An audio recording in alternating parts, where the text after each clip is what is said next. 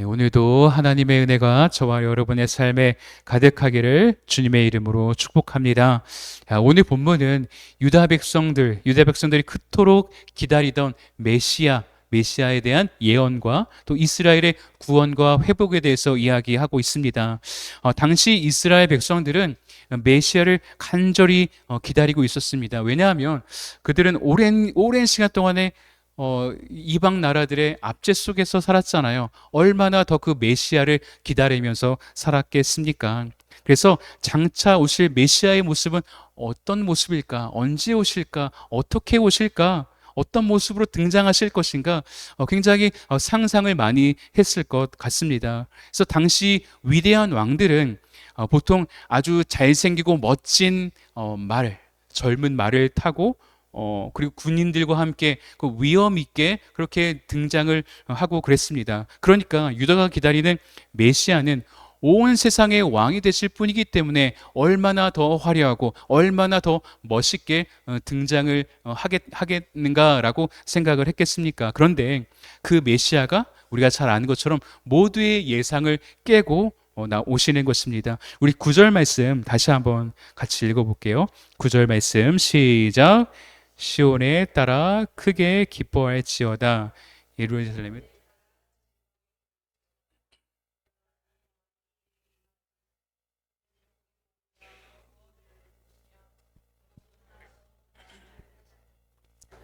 작은 것 곧 나귀 새끼니라. 아멘. 그렇게 그리스도께서 무엇을 타고 등장하신다고 이야기하죠? 네. 멋진 말, 젊은 말, 이런 말을 타고 등장하시는 것이 아니라 나귀의 작은 것, 곧 나귀 새끼니라. 온 세상의 주가 되실, 온 세상의 왕이 되실 이 메시아가 작은 나귀 새끼를 타고서 예루살렘에 입성하신다라는 거예요. 그럼 그 이유가 무엇인가? 그것은 바로 평화의 사자로, 그리스도께서는 메시아는 평화의 사자로 오시는 분이기 때문에 이 나귀 새끼를 타는 거예요. 우리의 생각은 어떻게 보면은 더 큰 힘으로 눌러야지 평화가 찾아올 것 같잖아요. 그런데 이것은 근본적인 해결책이 아니라는 것을 우리도 너무 잘 알고 있죠. 하나님도 그걸 아셨던 거예요. 힘으로 눌러봤자 그때뿐이라는 것이죠. 우리가 성경에서도 보았지만 바벨론, 아수르, 뭐 바사, 뭐 로마, 헬라 이런 나라 이런 열강들이 그 시대마다 온 나라들의 패권을 잡고 그렇게 지배하고 그렇게 힘으로 살았지만 결국에는 이 나라들이 어떻게 됐습니까? 다 역사 속에서 사라졌어요. 한 나라도 남아있지 않습니다. 이 세상의 평화는 무력으로 이루어지지 않는다라는 거예요.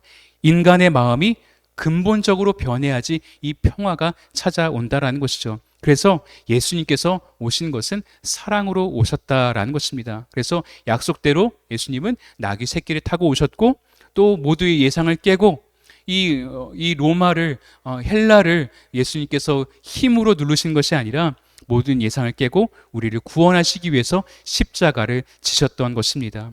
그러면 하나님은 왜 이스라엘 백성들에게 메시아를 보내주시는 것일까요?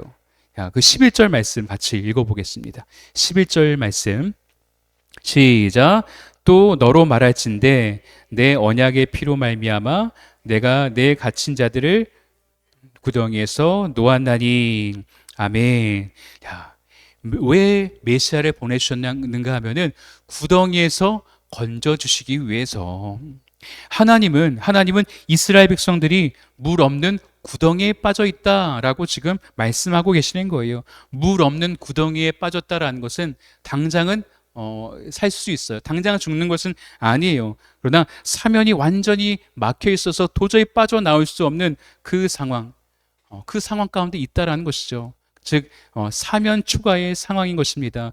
포로 생활을 하던 이 유다 백성들이 이러한 상태에 있었다라는 거예요. 어려움이 계속되는데 출구는 아무데도 보이지 않는 그런 상태라는 것이죠. 그러나 하나님께서 이 언약의 피로 말미암아 메시아를 통해 구원해 주시겠다 약속하시는 거예요. 이 약속은 오늘 저와 여러분에게도 똑같이 적용이 되는 것입니다. 그 약속대로 예수님께서 이 세상에 오셨고 예수님의 그 피로 말미암아 하나님께서 우리를 구덩이에서 건져 주신 것입니다. 우선 사망의 구덩이에서 건져 주셨고, 그래서 영원한 생명을 우리에게 허락해 주셨습니다. 그리고 우리가 살아가면서 겪는 모든 종류의 구덩이, 얼마나 우리가 이런 사방에 막힌 것 같은 구덩이 속에 빠진 것 같은 그런 때를 우리가 또 삶 속에서 만나지 않습니까? 그러나 그런 구덩이에서도 하나님께서 우리를 건져 주시겠다 약속하는 것입니다. 야, 그러면 물 없는 구덩이 안에서 우리는 무엇을 할 수 있을 것인가? 거기서 무엇을 하고 있어야 되는가? 우리 12절 말씀 같이 한번 읽어보겠습니다. 12절 말씀 시작. 갇혀 있으나 소망을 품은 자들아, 너희는 요새로 돌아올지니라. 내가 오늘도 이르노라. 내가 내게 갑절이나 갚을 것이라. 아멘.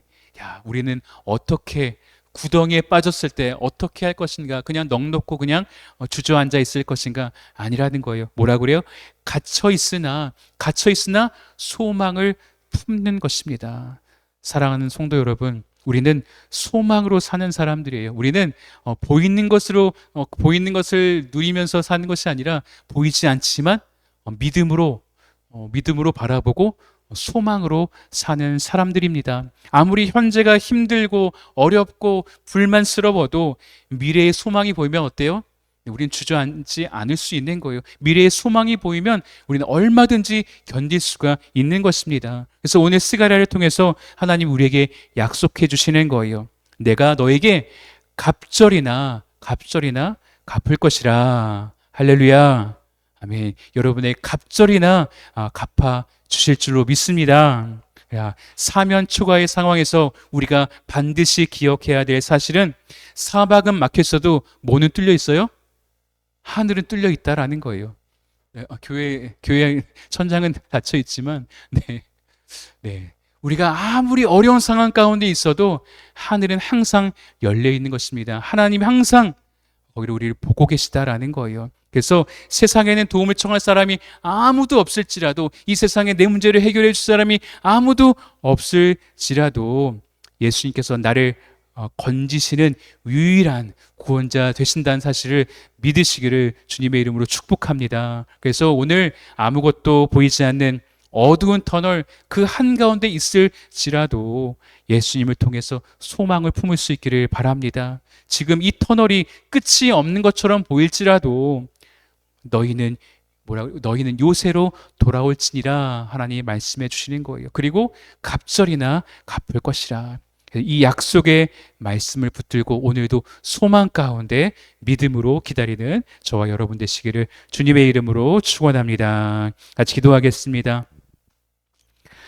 살아계신 하나님 아버지, 감사합니다. 오늘 말씀을 통해서 또 우리에게 위로의 말씀, 또 소망의 말씀을 허락해 주시니 감사합니다. 하나님, 이 세상에서 살아갈 때 하나님 얼마나 힘들고 어려울 때가 많이 있는 줄 모릅니다.